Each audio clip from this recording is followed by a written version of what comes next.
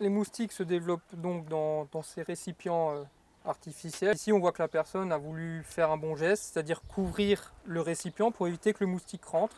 Malheureusement, donc la toile n'est pas suffisamment résistante et le moustique peut rentrer dans le gîte et aller ensuite se développer. Le moustique tique va se développer, va pondre sur les parois d'un récipient.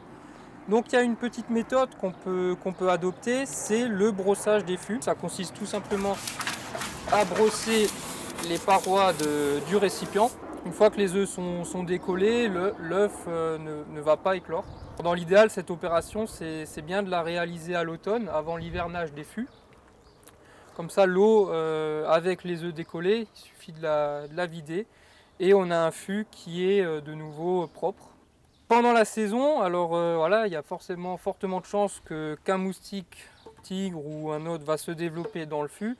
L'idéal, c'est de le fermer, de le couvrir. Alors il y a une solution, c'est d'y mettre une moustiquaire.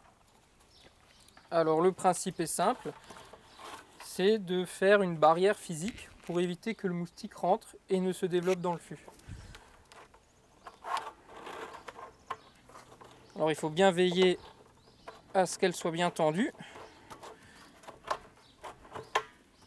Et donc là, l'eau peut rentrer dans le fût, les moustiques ne vont pas pouvoir y rentrer pour se développer.